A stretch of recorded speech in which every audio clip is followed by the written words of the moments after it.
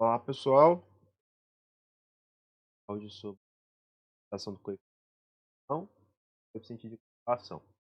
O coeficiente de variação a gente já viu nas últimas aulas, então é só para poder reforçar, a gente sempre vai retomar neles quando a gente vai falar sobre a parte de equivalência e correlação de dados, né?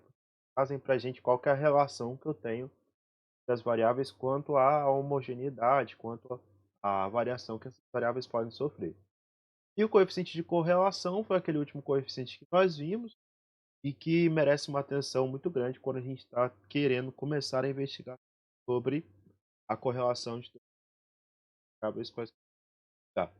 Viu que se eu tiver três variáveis e quiser investigar a correlação entre elas, eu posso fazer sempre dois em dois e assim conseguir uma relação que segue aqueles percentuais que nós já discutimos. Então, se nós formos encarar isso como primeiro tópico de discussão, lembrar, né, ponto que nós paramos na última aula e também tomar como referência o que nós vamos poder estudar com os livros. As referências continuam essas. Separei para vocês duas referências principais desta aula, que é o livro do Edson Martinez. Se vocês forem aqui clicarem nessa imagem, né, vocês já têm acesso ao link da biblioteca virtual. Então lembrem de abrir a biblioteca virtual primeiro e depois clicarem aqui no próprio livro. E se vocês já quiserem, né, começar a preparação para a aula da próxima semana, vocês podem clicar aqui ou no próprio livro ou ainda escanear essa imagem para obter o PDF, que é do livro que a gente estava utilizando nas aulas passadas. Na aula de hoje a gente começa falando sobre um pouquinho a respeito do conteúdo que retomou as aulas passadas, que é justamente o coeficiente de correlação. Então, vamos relembrar a partir da aula passada, a partir desse da aula, né, o que a gente viu nas semanas, que foi o coeficiente de correlação. Nós vimos que se eu tenho uma variável x, eu posso correlacionar essas variáveis por meio e esse coeficiente vai me dar algumas faixas.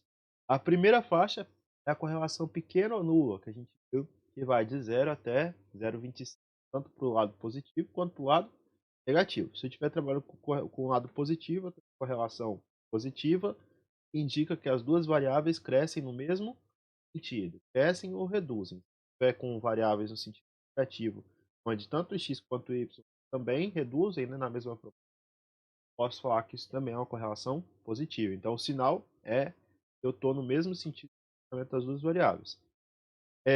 Também comentamos que até 0,5 alguns autores correlacionam essa variável como fraca, né? Outros começam a analisar como moderada, mas até 0,5 a gente tem um percentual ainda baixo de relação de duas variáveis que a gente já, pode estar analisando. A partir de 0,5 eu começo a ter uma análise, né, mais apurada, onde eu tenho uma correlação que é classificada como moderada. Então a classificação moderada é aquela que a gente já pode despertar a atenção com relação à nossa busca. Passe a fazer, né, de fato, uma análise sobre aonde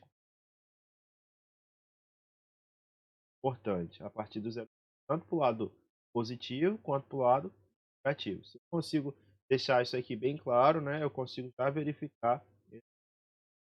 Agora, quando eu saio, né, do 0,075 e vou até ou menos até o menos um, aí eu tenho uma correlação que a gente chama de correlação forte. Essa correlação forte ela é muito importante, porque justamente nele consegue ponderar dados que podem trazer relevância para a pesquisa científica, né? E essa correlação forte, ela exclui o valor 1. Quando eu tenho uma correlação que ela é propriamente o próprio 1, ela é propriamente dado como número 1, né? Se R foi igual a 1 ou R foi igual a menos 1, deixa de ter uma correlação forte, passa a ter uma correlação perfeita. A correlação perfeita é aquela cujo o, correlação de Pearson, ele vale justamente. Tá, tenho isso bem mapeado na minha cabeça, o que eu preciso de saber a partir daí? Também vai precisar de retomar, que a gente falou sobre o diagrama de dispersão. A gente falou um pouco rápido, serve para mostrar visualmente como que eu consigo caracterizar duas variáveis tendo um eixo y. Então, cada indivíduo vai ser dado como um ponto no gráfico, onde a partir desse valor definido para a variável x e para a variável y, caracterizado pelo eixo vertical e horizontal do nosso estudo. Se eu for observar para esse conjunto A, conjunto B e conjunto C, foi o que nós discutimos, nós conseguimos caracterizar isso por meio do diagrama de onde eu posso ter uma correlação fraca e, né, com os pontos que eu facilmente percebo, né, que eu tenho uma discrepância entre eles e que eu não estou tendo um nível de arrumação bem definido. Posso ter uma correlação forte, onde eu percebo o crescimento, né, percebo, estou tendo um aumento aqui, tanto da variável x quanto da variável y, eu estou tendo um aumento da variável x, variável y, percebo essa tendência de crescimento para a correlação desses dois elementos, né, dessas duas variáveis. E aqui a gente percebe aqui a equação perfeita. É como se eu conseguisse passar um comportamento linear, todo aumento de leva a um aumento proporcional da variável em esse comportamento linear para a gente caracterizado com a correlação perfeita, que é encontrar aquele valor que a gente já discutiu. Então a gente viu esses gráficos sobre a relação e aí a gente começa um novo ponto, né? Caracterizar como sendo um diagrama de determinação. Então, se eu tenho o diagrama de correlação passada, o diagrama de correlação para a gente vai ser dado R, né? A correlação de apenas o R. O que vai ser o coeficiente de determinação? Vai calcular aquele R, vir aqui elevar ao quadrado. Então, o coeficiente de determinação ele serve para a gente como uma medida que traz um ajuste mais fino da variável, quando simplesmente eu pego o valor do coeficiente de correlação e elevo ele ao quadrado. Se eu tivesse aqui um coeficiente então, de determinação de 0,66, eu iria para calcular o coeficiente de determinação a 0,66 vezes 0,66 e obter o valor aí desse coeficiente. Então, o coeficiente de determinação, multiplicando por 100, trago ele como um resultado em percentual e ele vai determinar para nós qual o nível em percentual da correlação da variável x com a variável. Esse coeficiente vai sempre variar de 0 até 1, não vai existir valor negativo.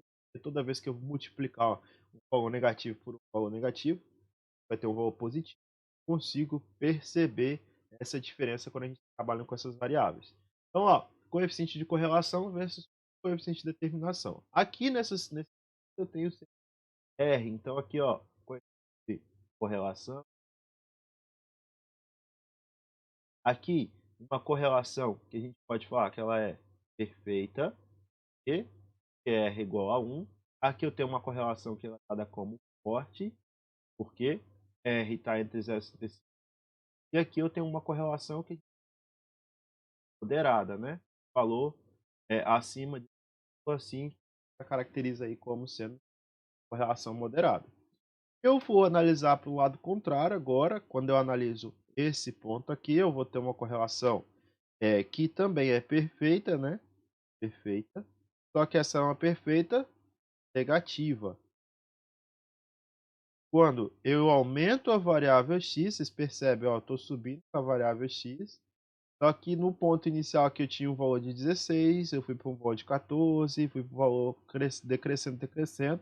Então eu aumento a variável x e automaticamente eu decresço o valor da variável y.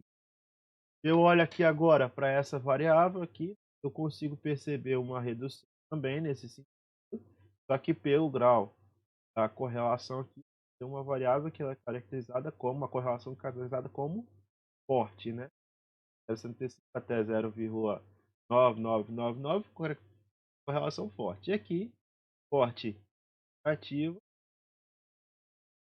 Por último, aqui eu tenho uma correlação moderada, ativa também. Então, em ambos os sentidos aqui, eu consigo perceber isso já com o valor de R. Essa tendência de olhar para o valor do R e já conseguir visualizar essa correlação vai ser muito importante para a gente em todos os sentidos. Então, professor, isso já está ciente para mim, eu preciso de chegar e sempre caracterizar? Vai sempre depender da busca que você está nos estudos, né? Vocês de fato querem só investigar qual que é a correlação de duas variáveis ou um pontapé inicial para sua pesquisa, vocês podem imaginar que esse pontapé inicial pode servir por meio do próprio coeficiente de determinação. Agora fica aquela pergunta, tá, tem um coeficiente de determinação, de correlação, qual que seria o de determinação? Que é o que a gente está começando a aprender agora. Determinação é eu pegar o coeficiente de correlação e multiplicar por ele mesmo. Então, 1 vezes 1, o valor vai ser... Aqui, o valor da correlação me traz uma correlação que ela é perfeita positiva. 1 vezes 100 dá o próprio 100. Então, eu tenho 100% de associação entre as duas variáveis, entre os dados que eu estou investigando, né? Entre os dados que correspondem à variável x e a variável y que a gente está analisando. Se eu agora trago para um coeficiente de correlação de 0,942, quando eu faço 0,942 vezes 0,942, o valor que eu encontro aqui é de 0,837. Se eu pegar isso aqui e multiplicar por 100, vou obter aqui o valor de 88,37, que é esse valor que vai trazer para a gente o valor do coeficiente de determinação. Então a resposta, né, se eu for analisar pelo coeficiente de determinação, vai ser justamente essa aqui, ó. Eu tenho 88,37% de associação entre os dados que eu estou analisando, entre os dados que eu estou aí, de fato, mostrando. Agora reparem, né?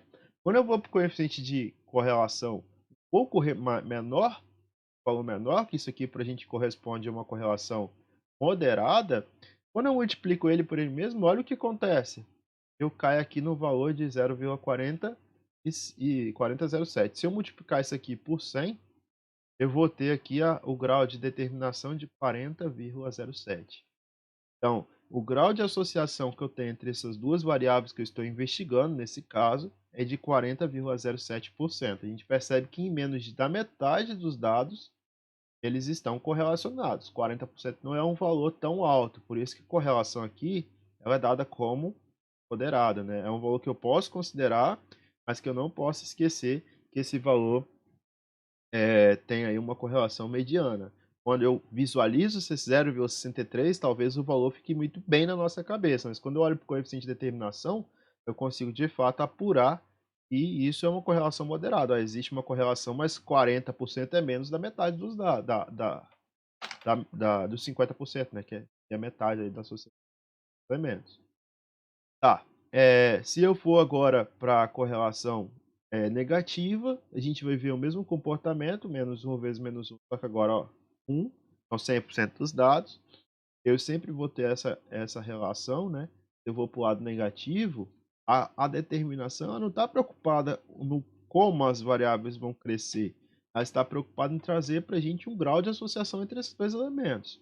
Então, ó, o valor agora para R igual a menos 0,942 traz para a gente o valor menos 0,942 vezes menos 0,942, que traz o valor de 0,8837 que traz aí o valor, que representa o valor de 88,37% de associação entre os dados que eu estou estudando.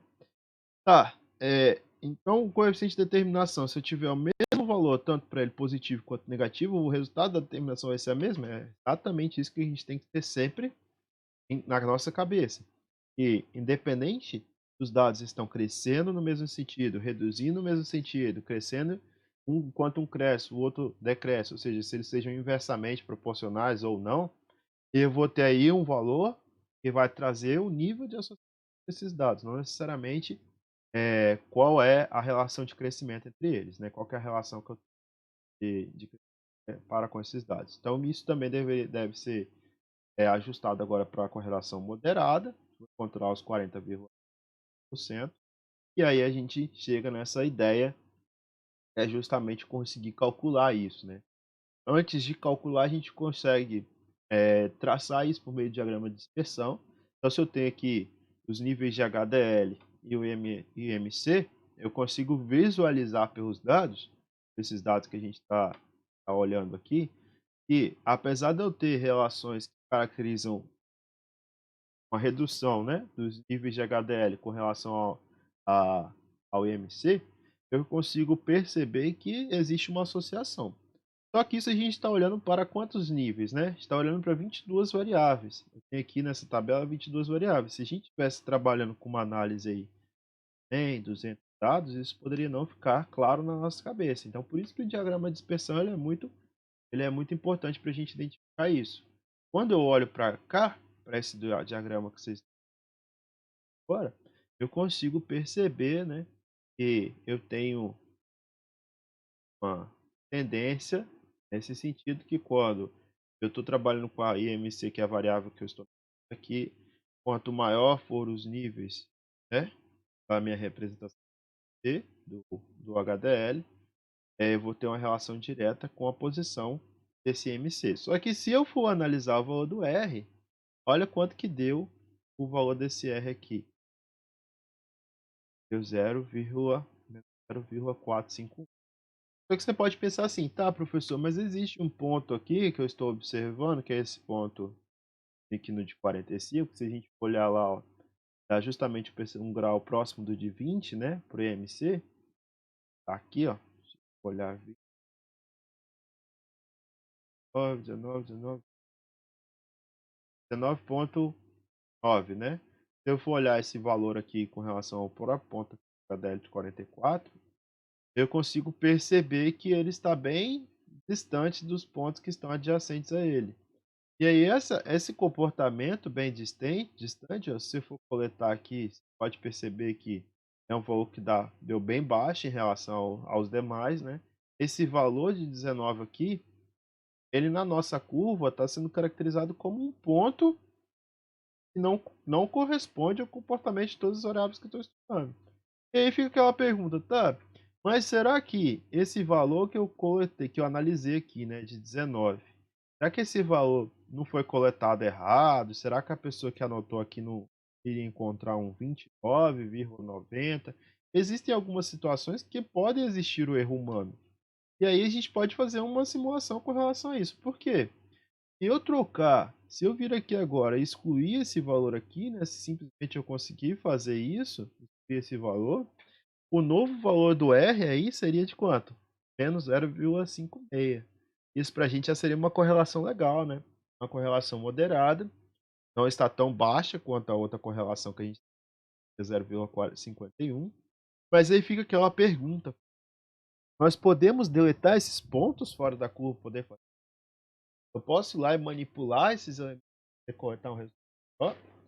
Normalmente, quando a gente vai fazer pesquisa, eu tenho que sempre pensar em um dado ponto fora da curva. Se a gente for tentar excluir ele, eu tenho que justificar todas as situações para tentar identificar um possível erro. Eu não posso simplesmente vir aqui, esquecer esse dado e imaginar que eu não vou utilizar ele por conta dessa ideia de estar levando a curva para uma outra situação. Então, eu coloquei aqui bem indicado para vocês, até mesmo para gerar um estudo mais apurado. Em nenhuma situação podemos eliminar observações do nosso banco de dados com o propósito de deixar os resultados mais interessantes. Eu posso simplesmente chegar lá, esquecer aquele dado e não colocar uma apuração do porquê que aquele dado deu errado. Se eu estou falando da coleta de dados, eu posso ir lá e verificar de fato eu anotei correto, se de fato aquele dado. Posso fazer esse. Posso. O que eu não posso fazer é ir lá e simplesmente eliminar ou destacar pontos de associação entre as variáveis que valorizam o nosso tudo, né? Às vezes a gente quer fazer isso, mas isso é muito perigoso. Quando eu estou analisando aqui esses dados, dessa análise que a gente tem, né? Eu posso olhar para a correlação, para o nível de correlação aqui, e, ó, se eu não excluir aquele ponto, tem uma correlação fraca negativa. Ao excluir aquele ponto, eu deixo de ter uma correlação fraca negativa e passo a ter uma correlação moderada. Olhar para o coeficiente de determinação, antes o coeficiente de determinação estava dando 1,34%.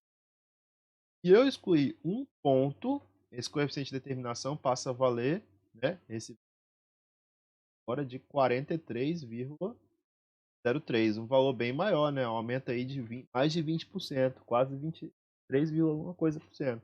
Então, se eu vou de fato trazer essa ideia de ajuste dado, eu posso tomar uma precaução, fazer um estudo mais detalhado, verificar se de fato os dados estão coletados certinho. E assim como foi lá no início das aulas, né? Dado que eu coleto errado, pode levar o meu resultado ao fracasso. Então, E esse dado está sendo representado aqui faz com que eu a negativa fraca para uma correlação moderada, ele passa a ser muito importante para a nossa pesquisa. Principalmente quando a gente está trabalhando com uma pesquisa que tem um baixo valor amostral, né?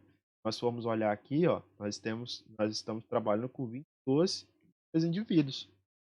Então, um elemento que está coletado errado aumenta o percentual de correlação dessas duas variáveis em 20%. Se eu tivesse dois elementos ali errados, né, será que se eu conseguisse analisar, eu poderia ter um valor maior? Talvez sim. O que a gente tem que sempre tomar cuidado é justamente esses elementos que levam a resultados distintos de um erro, que pode ser um erro de representação, pode ser um erro de cálculo ou qualquer erro associado a essa situação.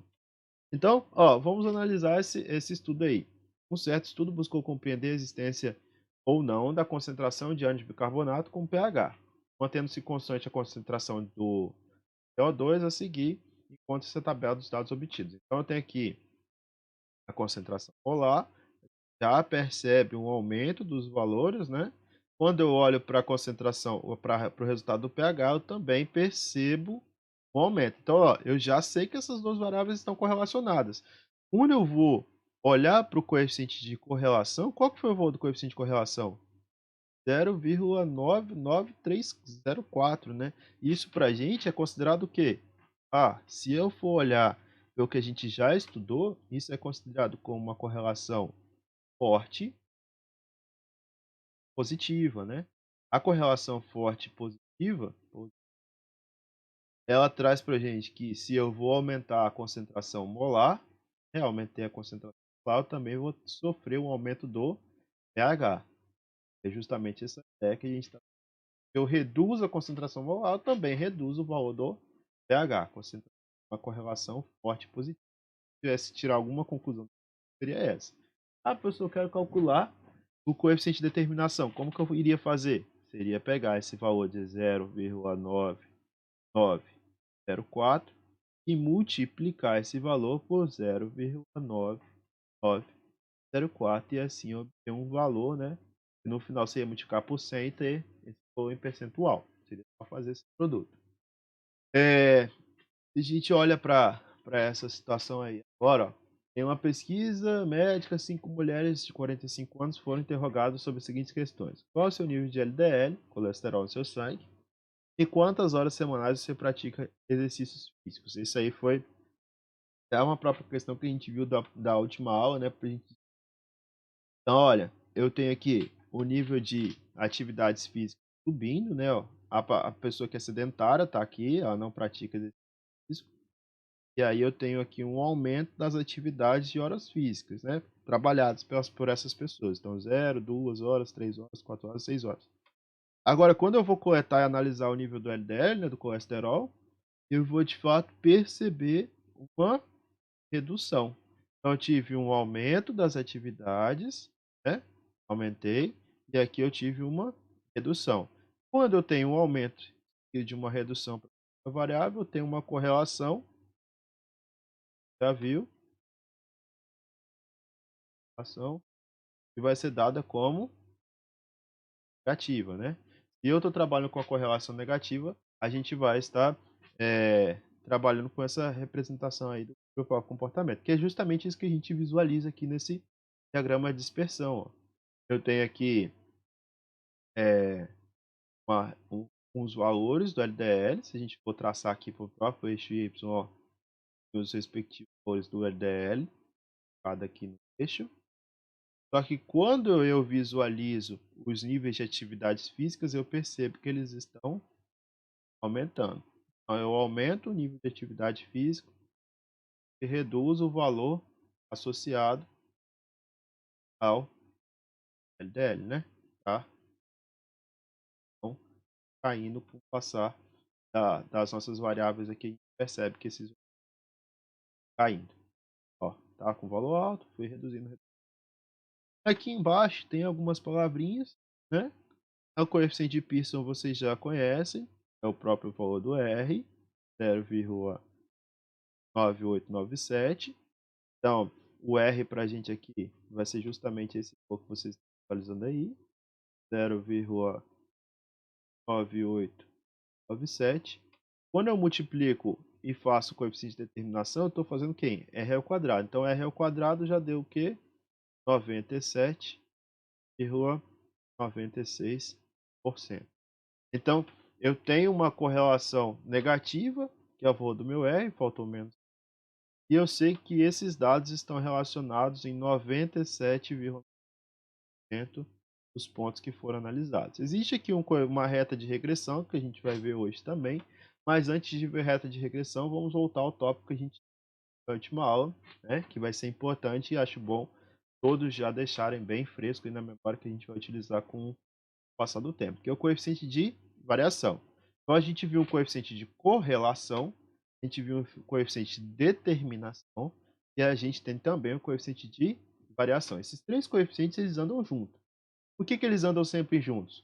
Porque quando eu trabalho com coeficiente de determinação, eu tenho um percentual de associação entre os dados. Quando eu trabalho com percentual de correlação, eu tenho um nível e a forma como esses dados estão correlacionados. E agora, quando eu trago coeficiente de variação, eu tenho o percentual de como os dados estão concentrados em torno da média. Então, se os dados trazem o coeficiente de variação, eu já consigo imaginar que o resultado dos outros dois coeficientes também estarão correlacionados com esses elementos. Então, a gente sempre vai caminhar com os três juntos, dois juntos. O coeficiente de variação, então, menor do que 15%, a gente tem uma baixa dispersão de dados. Isso aqui é importante, né? Para que a gente ou vai desejar estar nesta faixa, ou vai desejar estar nesta faixa aqui. Ou eu tenho os dados com média dispersão, eu tenho os dados com baixa dispersão. Se eu estiver trabalhando numa situação onde os meus dados estão com alta dispersão, o que eu preciso de fazer? Se eu tiver com uma dispersão dada como heterogênea, eu fico com uma dúvida em relação aos dados, e aí talvez eu precise coletar novamente novas amostras que vão fazer com que o meu percentual do coeficiente de variação se enquadre com média dispersão ou baixa dispersão, que é justamente o que a gente sempre espera. Se eu tiver isso aqui bem associado, eu posso estar correlacionando duas variáveis que eu estou estudando. Se eu tiver isso, de fato, trabalhando com um coeficiente superior a 30%, aí a gente pode estar coletando respostas, né, que no final não serão estatisticamente significantes. Então, tomar sempre o cuidado com com essas análises, para a gente não sofrer nenhum tipo de resultado negativo, um resultado que não pode ser aproveitado no final da pesquisa. A gente conversou sobre isso, coeficiente de variação nada mais nada menos que o próprio desvio padrão que a gente possui, nada representado pelo PS, dividido pela média que eu tenho. Se eu tiver o cálculo aí do desvio padrão e da média, basta fazer essa divisão e encontrar aí qual que seria o coeficiente de variação. Aí a gente chegou no coeficiente de correlação, né, para poder finalizar um tópico e entrar na regressão. O coeficiente de correlação ele é representado por essa letrinha R e o cálculo dele é essa coisa feia que eu já tinha mostrado para vocês. Então, o coeficiente de correlação, quando eu estou trabalhando com uma representação positiva, R maior do que zero. Quando eu estiver trabalhando com um R menor do que zero, eu tenho uma correlação negativa. Sempre lembrando, né, e reforçando isso, a gente vai bater nessa tecla muito durante o curso, e ele sempre vai estar de menos 1 até 1. Se por acaso eu vier a calcular um coeficiente de correlação, e aí no final eu encontrei, a partir desse cálculo aqui, um R igual a 0,02, alguma coisa que seja, a gente já sabe que a gente pode ter errado alguma coisa. Porque, de fato, no final, o coeficiente vai estar entre menos 1. Que é justamente essa forma aqui que vocês podem visualizar. Tá? Quando eu olho para isso, tem um resumo para vocês, né? Você trabalha na equação, por exemplo, posso estar trabalhando com uma equação negativa. Outros exemplos aí para você. Pressão intraocular e a idade da pessoa, como a gente passado, tem uma correlação positiva. Aumento a idade, tem a pressão intraocular e assim por diante. Então, se a gente for levar isso em mente, calcular a básico, se eu tiver variável x, y, a ideia de fazer o cálculo é, primeiro eu faço somatório de x e y, vezes x e y, então, ó, 1, 0, 2, 2, 2, 2 é 0, 0, vezes 6, 8, primeiro eu faço essa conta aqui, né? Depois eu pego o valor de x e elevo ao quadrado. Então, 1 ao quadrado, 2 ao quadrado, a 4 ao quadrado, a 9, 4 ao quadrado. E assim por diante. Faz o cálculo de x ao quadrado. Depois você pega a coluna de y e faz o cálculo do quadrado. 2 ao 4, 0 ao quadrado, 3 ao quadrado, 36. Diante. Então, ó, essas três colunas são essenciais. X vezes y, x quadrado e y ao quadrado. Depois, o que eu faço? Eu somo tudo. Ó. Somo todo x, somo todo y, somo todo x quadrado e todo y ao quadrado. Depois que eu fiz essa soma, eu vou e jogo na fórmula, né? O total de pessoas. Vezes o total de x, total de x, já vai ter o resultado lá. Tem? E aqui embaixo, n, somatório de x ao quadrado, menos somatório de x ao quadrado, e aqui menos somatório de y ao quadrado. Então, se eu conseguir calcular ó, essa coluna aqui, peguei o valor de x. E aí vocês vão ver que realmente não é tão difícil. E tudo, coloquei aqui, peguei o a gente vai perceber que a fórmula ela não é tão complexa quanto eu realizava antes, né? Basta eu pegar, ir aqui agora, substituir o valor, pegar e substituir, eu vou ter, de fato, um valor aqui que vai trazer o 0,78. Esse valor 0,78, elevado que a gente já viu, tem uma correlação forte positiva, né? A partir daqui eu consigo dar a correlação forte positiva. A gente ter um aproveitamento bem maior do que a gente já tá vendo a partir de agora. Aí você fica com uma situação, tá, professor? Então, se eu tenho uma correlação entre duas variáveis, será que existe uma forma de eu conseguir prever ou ainda analisar comportamentos que são disponibilizados entre, né, dispostos entre aqueles pontos que eu estou analisando? Existe sim. Esse comportamento ele é mapeado por uma reta que a gente chama de reta de regressão. A reta de regressão é o processo matemático de calcular parâmetros A e B de uma função f. Então, se eu tenho aqui uma representação de y, onde y encontrar, se eu tiver um valor de A, B, é o parâmetro de entrada, que vai me provocar a alteração de y, eu consigo calcular para o coeficiente a partir de uma correlação boa, qual que seria esse A e qual que seria esse B, que iriam me trazer a correlação expressa na forma de uma reta de regressão. Aqui, né, a partir desse momento, trabalha com essa ideia, adotar os parâmetros de vai fazer com que a gente configure aí qual que vai ser essa reta de regressão encontrar. O coeficiente de o coeficiente linear da reta, né, trabalhando a parte da base do livro que a gente a chamada de próprio valor de A, da altura da nossa reta. E aí eu posso ter várias opções. PA positivo, eu vou cortar o eixo das ordenadas, o eixo da origem. Se eu tiver um A negativo, vou cortar esses abaixo da origem. Se eu tiver no zero, eu vou passar para o ponto zero dos dois pontos do plano cartesiano. Então, ó, eu trabalho aqui ó, com de uma reta onde é igual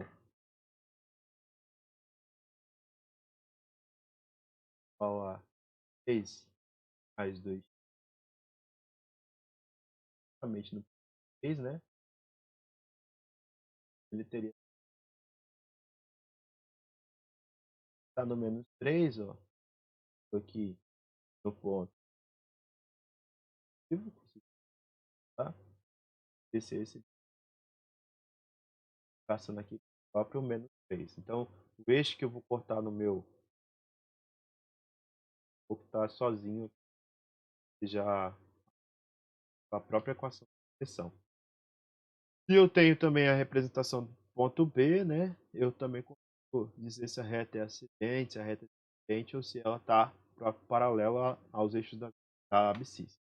Então, se eu olho aqui agora a forma do coeficiente, esse e o A, eu vou buscar aquela ideia da própria variável que a gente antes, ó, vai calcular qual que seria, o próprio valor aqui de x, já foi dado naquela tabela, menos somatório de x dividido, né, pelo ao quadrado sobre cálculo, faça essa continha novamente com pessoal, sempre quando a gente for fazer isso, então a gente não vai calcular isso na mão, né? A gente teria um Excel que poderia calcular isso pra gente, ou outro programa estatístico. Então, tem aqui a representação do cálculo de B, achei o valor de B, jogo aqui, chuto um valor para y e para x, né, que eu vou ter aí, cara, da reta, observado, eu vou encontrar o valor de A. Encontrei o valor de x e de A, basta eu voltar na minha equação da reta, substituir o valor de A e de B, e eu vou ter uma reta para nós, como que a gente vai aí de reta de regressão. Então, se eu tiver essa ideia aqui, ó, de um comportamento dado por essa variável x, variável y, qualquer aí trabalhado, faço somatório de x, y, somatório de x, jogo na fórmula, encontro o valor de b, dois pontos, a partir do valor de b, encontro o valor de a. E aí, se eu consigo trabalhar isso, eu venho aqui e já manipulo aí qual que vai ser o valor da reta de regressão. Então, a reta de regressão para a gente é dada como 0,98 menos 0,98 mais 2,26x. Então, se eu estipular um valor de x que está nessa faixa aqui, ó, de 2 até 15, comportamento estudado, eu vou conseguir associar um valor próximo. A gente percebe, né, galera, que, por exemplo, aqui eu tenho um valor um pouco menor, vou de pouco aqui. Mas se eu quisesse saber qual que seria o comportamento da quantidade hidrolisada aí, de acordo com a análise do tempo, se eu estivesse jogando um 7, coisa, bastaria eu substituir qual que seria a variável que eu quero analisar e eu iria obter o valor proporcional aí para y. A equação da reta de regressão como base para a gente encontrar nossos valores. Então, o coeficiente da determinação justamente explica isso para a gente, né? Que a gente pode fato encontrar essa relação a partir da nossa análise que vai ser caracterizado por um valor de x e um valor de y. Se a gente voltar lá atrás, quando a gente estava trabalhando com aquele exemplo, né, antes de falar sobre relação, que era justamente esse aqui, ó, eu tenho aqui um valor para uma reta de regressão. Vamos pensar qual que é o significado disso, o que esse comportamento traz para a gente e como que eu posso explorar essa informação. Foi o seguinte, a equação da reta de regressão para agora, né? Ele tá mostrando para a gente que o coeficiente de Pearson ele é igual a R igual a, deixa eu botar aqui,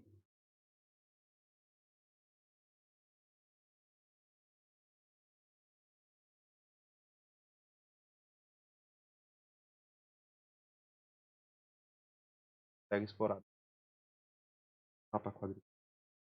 Ó, eu faço assim então, eu sei que o valor de I é igual ao quê?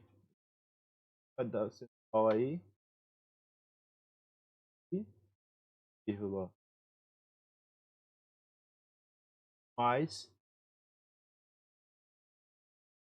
o da minha reta de regressão. O valor de a quantidade de horas físicas ativo. O valor de I, o valor do LL. Então, se eu falo assim para vocês agora, ó, quando eu olho para esse gráfico aqui, eu sei que o comportamento das variáveis ele está de acordo aí para comportamento da pessoa que ou seja, que pratica até 6 horas. A primeira coisa é o seguinte, que a gente tá deixar bem claro. Se a gente recebesse essa pergunta, qual seria o comportamento L para aquela pessoa que pratica 7 horas de atividade semanais? Aí você ia falar assim, na reta de regressão, ela expressa o comportamento que vai de 0, né, que você aqui expressa, até o 6, está expresso aqui no valor um pouco menor que 100. Então, do 0 até o 6, existe aqui o comportamento da reta de retinha. Pega esse comportamento aqui redução, está na lei. E qualquer valor que eu chutar, eu consigo encontrar um valor próximo do comportamento do LDL. E se a pergunta for o seguinte, 7 horas semanais, como eu falei, assim, qual o comportamento do LDL para aquela pessoa que pratica 7 horas de atividade semanais? Eu falo assim, basta eu jogar aqui no valor do X, eu iria encontrar esse valor da Y, que seria. O primeiro mito é que a gente não pode fazer isso. Né? Quebrar o mito de que a gente pode, falando que não pode. Por quê? O estudo que a gente teve para a caracterização reta só levou em consideração quantas horas? 6 horas. Se tiver 6,5 horas, eu não posso responder isso por meio dessa reta de regressão. Essa reta só vai me responder a partir das 0 horas até as 6. Se tiver outro comportamento, não consigo isso. Mas se eu te perguntasse assim, então qual seria o comportamento do LDL para 5,5 horas? Né? Se eu pegasse aqui qual que seria esse comportamento? A gente sabe, olha, que existe essa correlação, a gente já tem até esse esboço aqui, a diose para o estudo.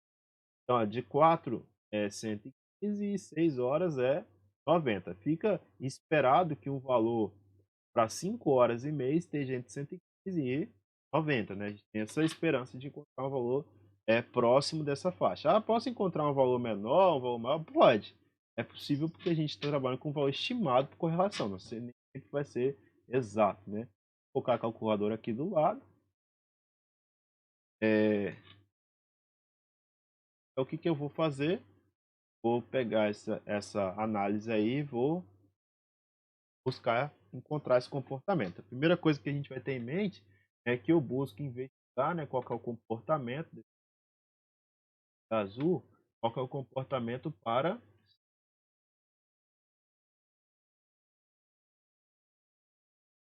qual que seria o valor do meu LDL, aquela pessoa que pode. Então, vamos lá, para poder fazer essa conta, eu sei que a partir desse vai me trazer o resultado na conta, né? Então, y vai ser igual, ó, ali é 5,5, então vai ficar menos do 1 vezes, né? Mais. Então, esse valor de y agora para a gente aqui vai ser igual. Eu venho aqui e faço a continha. Coloco 12,1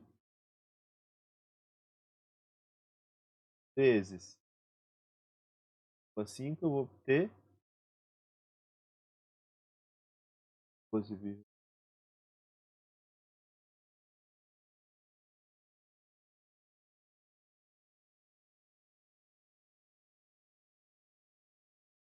66,55. Esse valor de 66,55 é o quê? Negativo.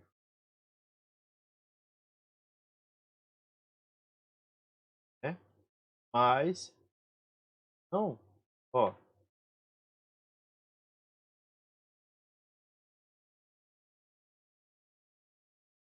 deixa um negativo de 100, dá um valor negativo, só como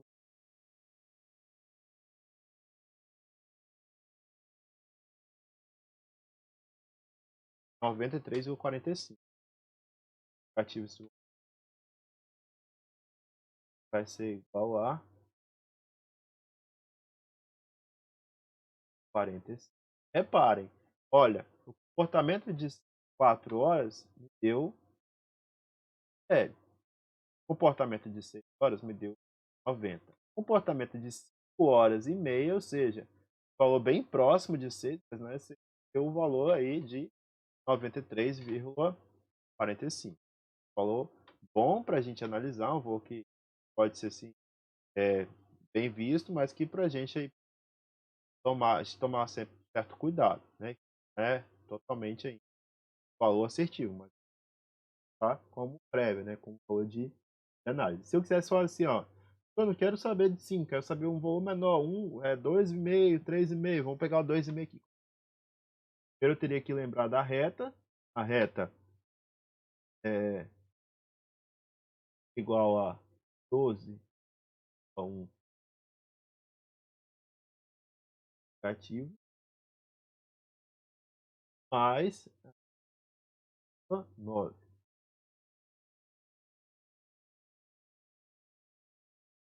Se eu quisesse então saber qual que é o comportamento da minha variável x, praticando aí 2 horas, bastaria eu simplificar do x a 2,5. Ó, deixa eu falar. Vezes 2,1 mais então o y tem o valor 12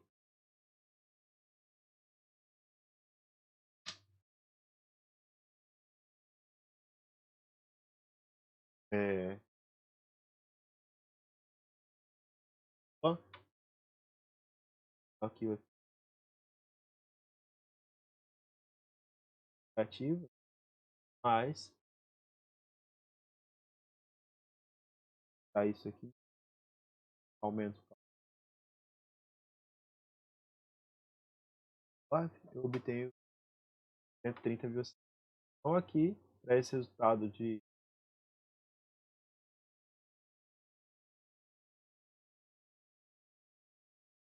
uma representação de HDL, né?